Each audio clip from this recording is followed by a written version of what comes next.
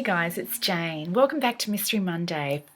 For today, I've got a quick review of a book I just read. It's A Trifle Dead by Livia. This is an independently published Australian cozy mystery. I was put onto it by an in real life friend, and the first thing I noticed about it was that it was published by 12th Planet Press, which is a independent publishing house here which specialises in women's fiction, and it specialises in science fiction and fantasy. And so seeing a crime novel published by 12th Planet Press really kind of stopped me in my tracks. But after a little bit of digging, I discovered that Livia is actually the pen name of Tansy Rayner Roberts, who is an SFF author published by 12th Planet Press. So that makes a lot of sense to me. She decided she wanted to write some crime books, and her publisher liked it so much they published it anyway, even though that's not really their meat and potatoes. Now, you may not have heard of Tansy Rayner Roberts, but you may have. Elizabeth from Bits of Pieces actually fangirled about her quite severely a couple of weeks ago.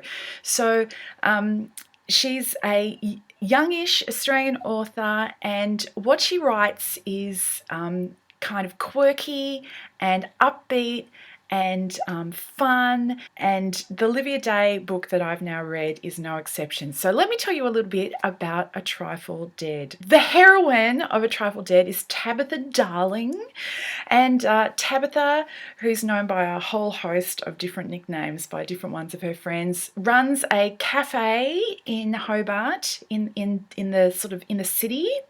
That's a kind of hipsterish kind of destination cafe where she does cakes and stuff like that.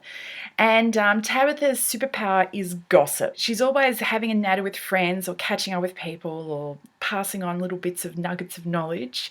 Her backstory is a little bit complicated for somebody in her position, in that her father was a superintendent of the police force who retired a couple of years ago and moved away to Queensland, and personally asked almost every officer in the Hobart police force to keep an eye on his daughter.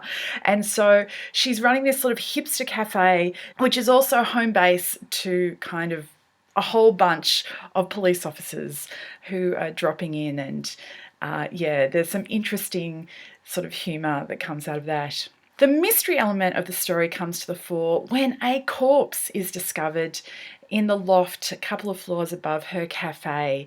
And not just any corpse, but it's a suspicious death in bizarre circumstances. And not too long in, we discover that Tabitha actually knows the guy that's ended up dead. They dated briefly when they were at uni.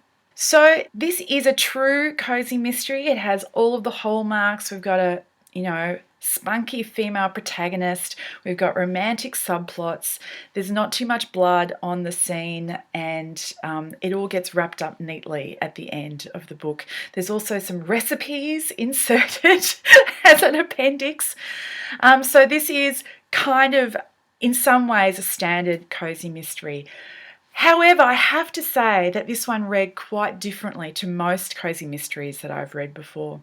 Cozies seem to be written for older readers in the main, so you get lots of ones that are about quilting circles and stuff, and even though maybe the main protagonists aren't middle-aged or older, they kind of are written for that sort of reader.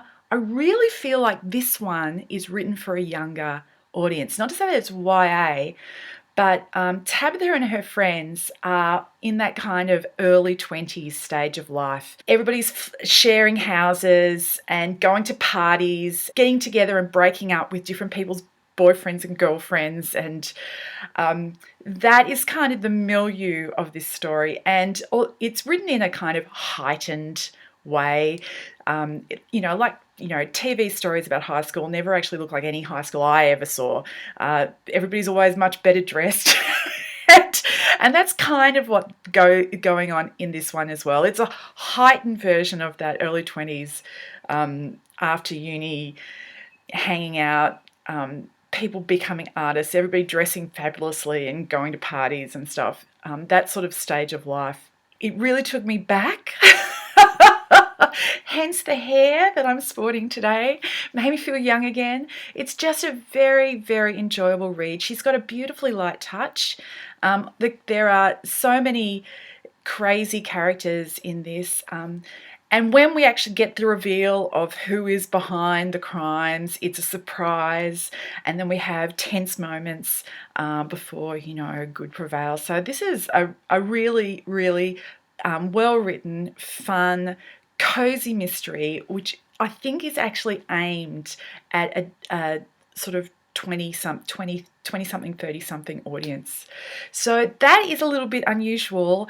And if that's something that sounds like it'd be interesting to you, I encourage you to have a look out for A Trifle Dead or one of the other numbers in the Cafe la Femme series by Livia.